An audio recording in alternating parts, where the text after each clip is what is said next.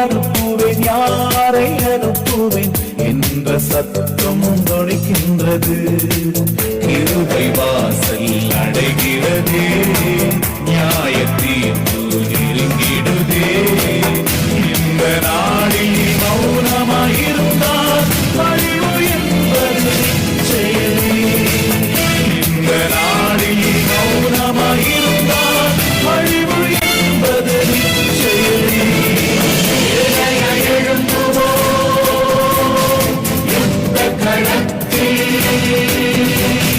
சேனையாய் எழும்புவோம் யுத்த களத்தில்.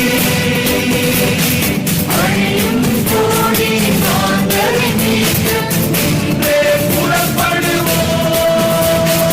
அழியும் கோடி மாந்தரை நீக்க இன்றே ஜெபித்திடுவோம்.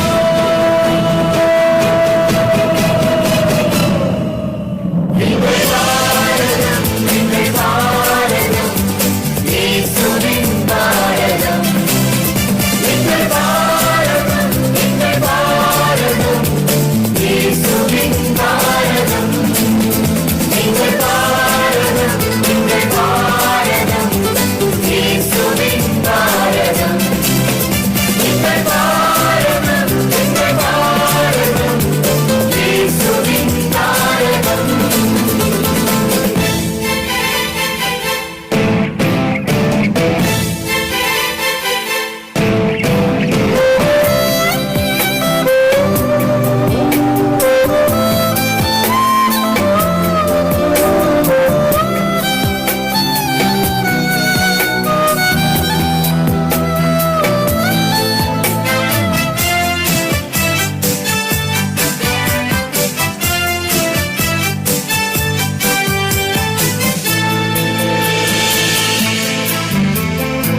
திறப்பில் இன்று சுவரை அடைக்க தேவன் தேடும் மனிதன் எங்கே?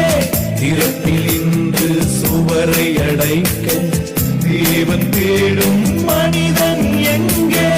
கண்ணீர் சிந்த ஆளில்லை, கதறி ஜெபிக்க ஆளில்லை. கண்ணீர் சிந்த ஆளில்லை, கதறி ஜெபிக்க ஆளில்லை. யாரை அனுப்புவேன் யாரை அனுப்புவேன் என்ற சத்தம் தொனிக்கின்றதே. யாரை அனுப்புவேன் யாரை அனுப்புவேன் என்ற சத்தம் தொனிக்கின்றதே. சேனையாய் எழும்புவோம்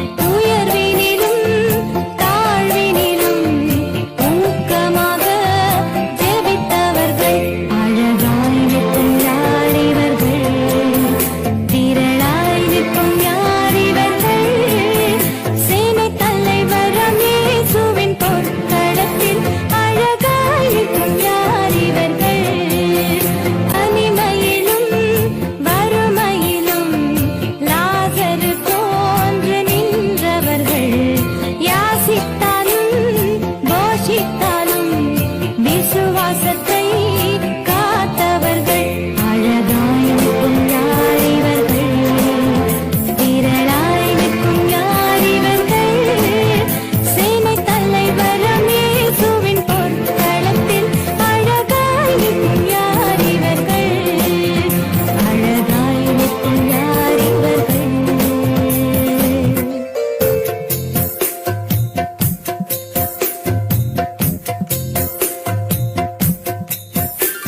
அழகாய் நிற்கும் யார் இவர்கள் திரளாய் நிற்கும் யார் இவர்கள் சேனை தலைவரம் இயேசுவின் பொற்களத்தில் அழகாய் நிற்கும் யார் இவர்கள் அழகாய் நிற்கும் யார் இவர்கள் திரளாய் நிற்கும் யார் இவர்கள் சேனை தலைவரம் இயேசுவின் பொற்களத்தில் அழகாய் நிற்கும் யார் இவர்கள் அழகாய் நிற்கும் யார் இவர்கள்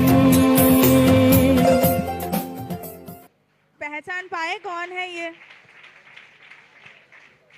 पहचान पाए? कितने लोग को पहचान पाए आप? बहुत सारे लोगों को पहचान पाए। ठीक है, हमारे देश में आज हम भारत में हैं, सियोन कलीसिया में हैं। हमारा उद्धार पाना और यहाँ पर स्वर्गीय का वारिस बनना का दो कारण है। एक कारण है प्रभु यीशु मसीह का बलिदान और दूसरा कारण है इन मिशनरियों का हमारे देश में उनका जीवन का बीज बोया जाना। वह बीज हम आज उधार पाए हैं। विश्वास करते हैं। पहला है हमारे देश में जो परमेश्वर का चेला है, जो दर्शित बन के आया है। कौन है ये चेला? थॉमस ये चेला हमारे भारत देश में केरला में यीशु मसीह का पुनरुत्थान के बाद 52 इयर्स के बाद आए हैं। 20 साल हमारे देश में सुसमाचार का कार्य को बढ़ाया है। कई लोगों को बपतिस्मा दिया है और बहुत सारे कलीसिया भी बांधे हैं और वो कलीसिया आज भी हैं। इतिहास कहता है कि थॉमस खुद अपने सेवकाई में 7 कलीसिया को बांधे हैं और उनके कलीसिया के बांधने के वजह से हम कहीं ना कहीं उद्धार पाए हैं। और लास्ट में उनका मृत्यु कैसा हुआ? हमारे देश में बोलते हैं कि मसीहत जो है वाइट गोरे लोगों का ईश्वर है, तो वैसे बोल के ये जब प्रार्थना कर रहे थे माउंटेन के टॉप में, तो एक बर्ची लेकर उनको मारा गया, तो वो रक्त साक्षी बनकर हमारे देश में उनका लहू बहाया गया है। दूसरा, उसके बाद फ्रांसिस जेवियर जो मैथ्यू बन के आया है। दिखता है कि ये पोप है और ये सच में हमारे भारत देश में थॉमस के बाद प्रभु यीशु मसीह का सेवकाई करने तमिलनाडु में पोप के नए सेवकाई किए थे। उनका सेवकाई के दौरान वो तमिल, तेलुगु, कोंकण एंड बहुत सारे भाषाओं को सीखे और आज आप देखोगे तो गोवा में इनका बॉडी अभी भी है और पिछले हफ्तों में उसका देखना भी चल रहा था। इनका बलिदान हमारे देश में और लोगों को सुसमाचार का सुनाने का कारण बना। तीसरा है ज़ीगनबॉल्ग, फेलिक्स ज़ीगनबॉल्ग। तमिल लोग ज़ीगनबॉल्ग को जानते हैं? हाँ, कैसे जानते हैं? हमारे भारत देश के तमिलनाडु में जिनको तमिल बिल्कुल नहीं आता है, तमिल सीखा और वो टाइम पे उनको ये नहीं था कि नोटबुक में लिख के सीखे, तो मिट्टी जो होती है उसमें लिख के सीखते थे। और वो गोरे होने के कारण जब मिट्टी लगती थी, गर्मी होती थी, पत्थर होती थी, खून आते थे, उस खून बहाते बहाते उन्होंने तमिल सीखा। तमिल सीखने के बाद तमिल बाइबल को इन्होंने अनुवाद किया और हमारे तमिल लैंग्वेज का जो ग्रामर है, जो डिक्शनरी है, वो इन्होंने बनाया। आज हम लोग तमिल जो है ग्रामर सीखते हैं, डिक्शनरी है, इन्होंने अनुवाद करके बनाया हुआ है। इनका बलिदान हमारे देश में हुआ, इनके द्वारा भी हम सुसमाचार आगे बढ़ा। Next, William Carey. William Carey को सब जानते हैं? समन विलियम कैरी, खड़े हो जाओगे। विलियम कैरी हमारे देश में 40 साल सेवकाई किए हैं। उनका मैं लिस्ट, बहुत बड़ा लिस्ट है, मैं सिर्फ रीड करती हूँ। हमारे बाइबल का 46 लैंग्वेज में उन्होंने ट्रांसलेट किया। इंडिया का पहला न्यूज़पेपर उन्होंने पब्लिश किया। आज सेविंग अकाउंट है, वो सेविंग अकाउंट इन्होंने आरंभ किया है। नेक्स्ट, हमारा जो पहला कॉलेज है, चाहे वो गर्ल्स कॉलेज हो, कॉमन कॉलेज हो, इन्होंने शुरुआत किया था। इनके 40 साल की सेवकाई में लगभग 100 स्कूल्स आरंभ किए थे। और ये सब उन्होंने ऐसे नहीं किया, वो पार्ट टाइम यूनिवर्सिटी में प्रोफेसर काम करते थे। उन्होंने काम भी किया और सेवकाई भी किया। और कभी 40 साल के बाद उनका मृत्यु हुआ। जिस दिन वो हमारे भारत में पैर रखे, मृत्यु भी इधर ही हुआ। कभी वो इंग्लैंड नहीं गए। उतना हमारे भारत देश में उनका प्यार था, उतना बलिदान था। नेक्स्ट है हाना मार्शम, आरोही, यू कैन मूव, आरोही। इनका नाम है हैना मार्शम। विलियम कैरी के साथ वो अकेली नहीं आए थे, बहुत सारे परिवार के साथ आए थे। उसमें का एक परिवार की वाइफ है ये हस्बैंड के साथ सेवकाई में आगे बढ़ती थी, प्रार्थना में उत्साहित करती थी। और वुमेन्स कॉलेज स्कूल जो है, इन्होंने भी बहुत सारे आरंभ किए हैं। आज कहीं ना कहीं हम सब गर्ल्स पढ़े हैं, इनका गर्ल्स स्कूल का मिशनरी का आरंभ करने का कारण है।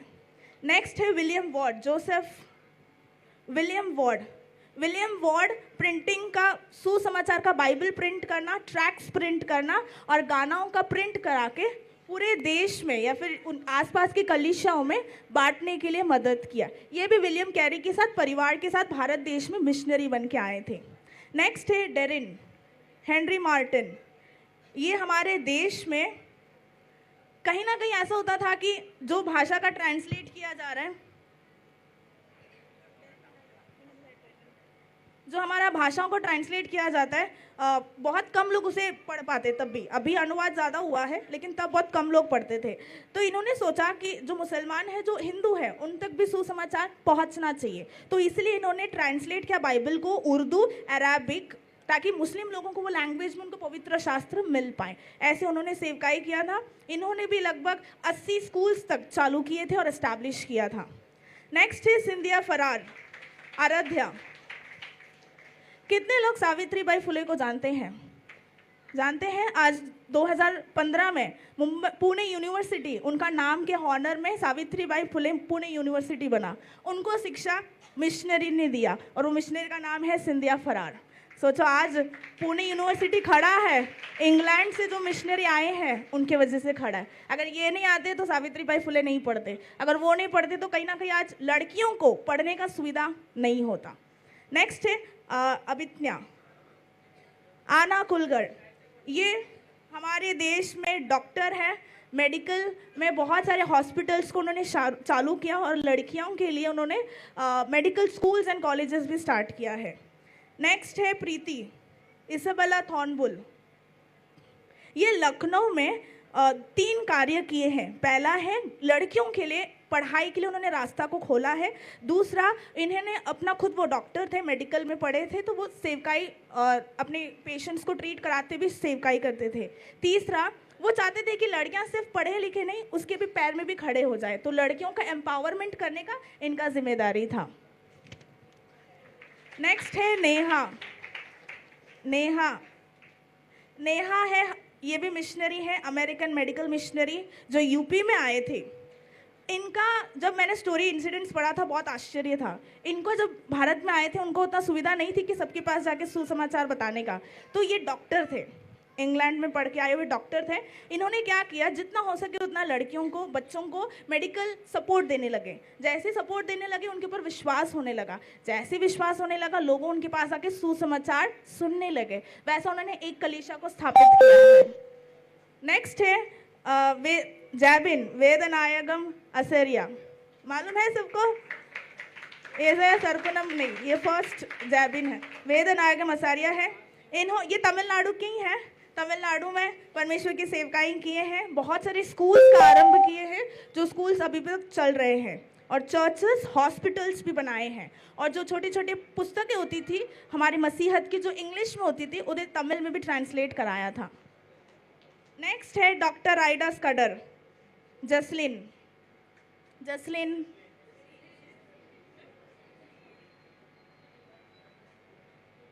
कितने लोग आइडा स्कडर को जानते हैं? Very good. तो बहुत लोग कम जानते हैं। इनके डैडी मिशनरी थे। इनके डैडी एक गांव में मिशनरी का काम करते थे।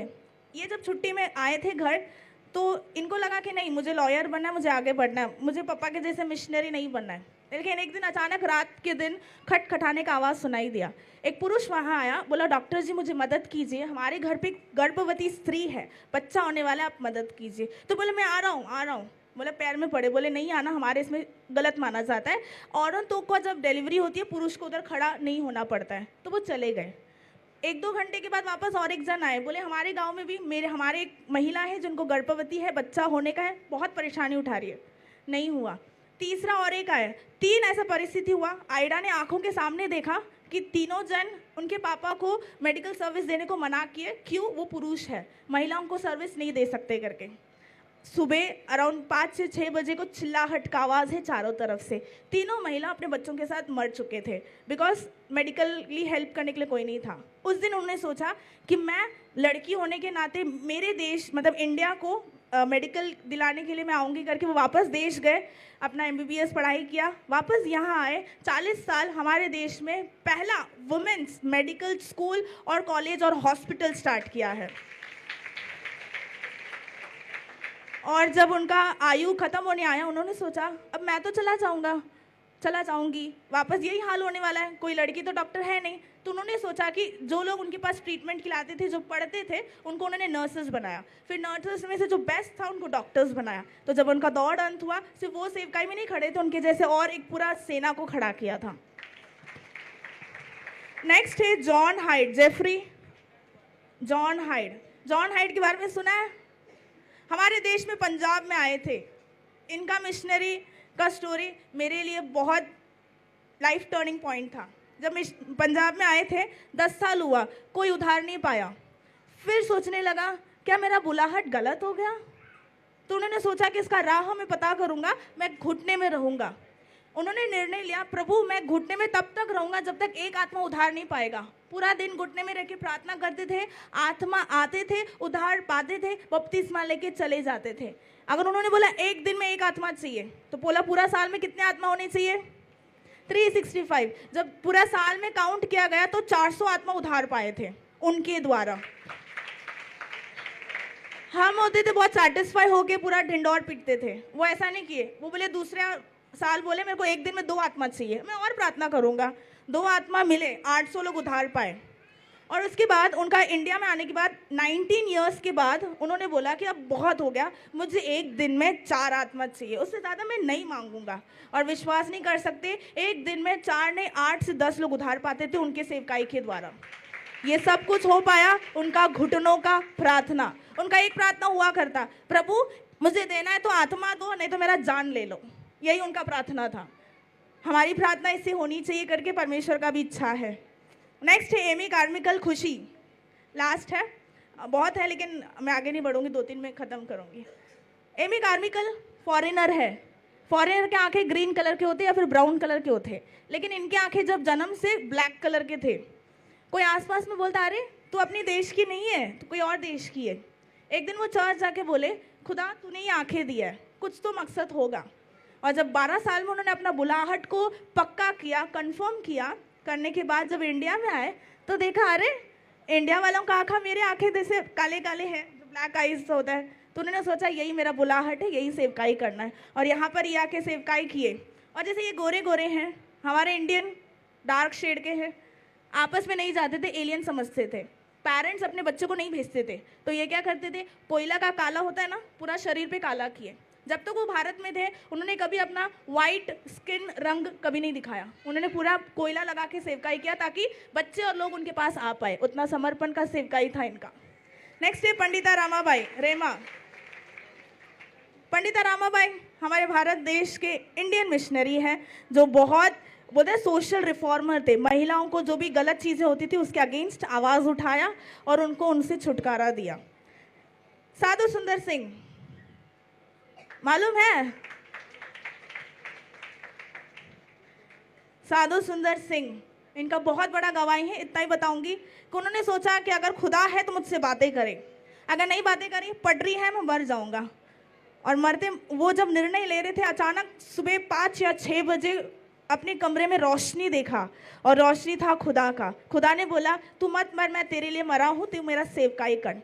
तब उन्होंने निर्णय लिया कि मैं ये ऑरेंज कलर का ड्रेस पहन के मैं परमेश्वर का सेवकाई करूंगा। बहुत सारे विपत्तियां आए, बहुत सारे अगेंस्ट घर के वालों ने भगा दिया था, बहुत सारे सेवकाई की, अनेक लोगों को परमेश्वर के लिए आत्मा का लवनी किया। और आखिर में जब बहुत हर बार होता था कि तिब्बत में जाते थे वो सेवकाई करने और यहाँ रहने, एक दिन वो वैसे ही गए और वापस कभी नहीं लौटे। तो इनका मृत्यु का अभी तक पता नहीं चला कि वो है कि कैसे मरे कि क्या हुआ। इनका सेवकाई हमारे भारत देश में बहुत अच्छा है। देन कौन बाकी बहुत स्पेशल एक इंसान बाकी है, कौन? Mother Teresa. मदर तेरेसा 1929 में, रेमा बीच में आओ। मदर तेरेसा, इनके बारे में तो पूरा देश जानता है। ये जो मदर तेरेसा जो कार्य किए हैं वो एक्सेप्ट करने के लिए हमारे भारत देशवासियां हैं, लेकिन मदर तेरेसा के अंदर रहने वाले यीशु मसीह को ग्रहण करने के लिए कुछ नहीं होता है। लेकिन ये हमारे देश में हम लोगों को देखते हैं कि मदद नहीं है, हम मदद नहीं करते, लेकिन बाहर देश होने के नाते भारत में आके हमारे लोगों के लिए अपना पूरा प्राण अर्पण किया। इन्होंने निर्णय लिया कि अगर मुझे पूरा स्पष्टीकरण से अगर मुझे सेवकाई बनना है तो मुझे नन बनना है, शादी नहीं करना है। तो शादी नहीं हुआ, इनका पूरा जीवन भर हमारे भारत के लिए इन्होंने सेवकाई किया। आखिर में है अगस्टिन ग्रैहम स्टेन्स। हमारे देश में उनका जीवन का बलिदान दिया जाना, अनेक लोगों का परमेश्वर का प्रेम का आंखें खुलना, क्योंकि उनकी वाइफ ने जब टेस्टिमनी दी थी कि जो भी होगा मैं परमेश्वर के प्रेम में आगे बढ़ूंगी और इधर ही रहूंगी, और अभी तक उनकी संतान सेवकाई कर रही है। सोचो इन सब जितने भी आपकी आंखों के सामने खड़े बच्चे, ये सब मिशनरीज बन के हमारे देश में हमारे लिए अपने प्राण को अर्पण किया था। हमारा ये कहना नहीं है कि आप भी जाओ मिशनरी बनो, लेकिन मैंने सीखा है, मैंने अपने लाइफ में अनुभव किया और प्रतिफल भी पाया है कि जहाँ कहीं परमेश्वर ने मुझे नियुक्त किया है वो मेरा मिशन फील्ड है और मैं वहाँ पर जिंदा हूँ वहाँ पर, तो मैं वहाँ पर मिशनरी है। कितने लोग विश्वास करते हैं इसे? आमीन। आपको जिधर भी परमेश्वर ने नियुक्त किया है वो आपका मिशन करने का फील्ड है, और वहाँ पर आपको नियुक्त किया है, वहाँ पर आप मिशनरी हो। मैं कहीं ना कहीं मेरे पापा और मम्मी के सेवकाई के कारण वो आदत बन गई थी कि बाइबल और ट्रैक्ट्स बांटने का। एक दिन मेरे दिमाग में बहुत सवाल था, इतने बांटने के बाद भी एक भी मन नहीं फिराया। मैंने बोला परमेश्वर रोकूंगी तो नहीं कि मैं आपने फल नहीं दिखाए तो मैं नहीं रोकूंगी, लेकिन मांगा मैंने कि परमेश्वर मुझे एक दिखा दीजिए कि मैंने जो बीज बोया है किसी और ने पानी डाला है, आपने उद्धार किया है, इसे मुझे देखना है। 11वीं में मॉडल कॉलेज में लास्ट दिन था, 70 बाइबल्स पूरा बैग में लेके गई कि डिस्ट्रीब्यूट किया था, इंग्लिश हिंदी मराठी। उसमें से मराठी पढ़ के एक लड़की का उद्धार पाके शादी हो गए, हमारे कलीसिया में वो आती हैं। जब पहली बार मैंने सुना कि उद्धार पाके हमारी कलीसिया में आई है, मिली थी, अभी भी आती हैं, अभी शायद 6-7 महीने के बाद और एक संतान होने वाला है उनका, और एक संतान मतलब पहला संतान होने वाला है। तो ये सोचो पीढ़ी पीढ़ी का आशीष आपको मिलता है जब आप ये समझ लेते हो कि मैं अगर एक आत्मा को उद्धार पाऊंगा, उनकी पूरी पीढ़ी का क्रेडिट मेरे अकाउंट में जाएगा स्वर्ग के खाते में। भारत में अभी भी 5% लोग ही हम विश्वासी हैं जो उद्धार पाए हैं, जबकि इतना सारा बलिदान के बाद। तो इसमें हमारा भी कर्तव्य बनता है कि अगर भारत को उद्धार पाना है तो मुझे भी खड़ा रहना है और सुसमाचार बताना है जहां मुझे परमेश्वर ने नियुक्त किया है। मेरे कॉलेज में आप नहीं आ सकती हो, आपके कंपनी में मैं नहीं आ सकती हूँ। जहाँ जहाँ हमको परमेश्वर ने खड़ा किया है वहाँ हम मिशनरी हैं। जैसा दास ने आज बोला था स्पष्टीकरण करके, 1 कोरिन्थियों में 10वां अध्याय 13वां वचन, जो भी करो परमेश्वर के नाम की महिमा के लिए करो। तुम्हारा क्रिया देख के बोलेंगे बच्चे मैम आपके चर्च में आना है, हमको हमें भी जीसस के बारे में सुनना है, हमें भी फॉलो करना है, बोलेंगे। आप भी जहाँ हो वहाँ पर बोलेंगे। एक गाना का लिरिक्स है, बच्चे साथ में मिलके गाएंगे कि भारत यीशु को जानना है। आपको भी मालूम है, आप भी चाहते हैं कि मेरा भारत यीशु को जानना है, तो ये आवाज उठा के ये गाना वापस गाए।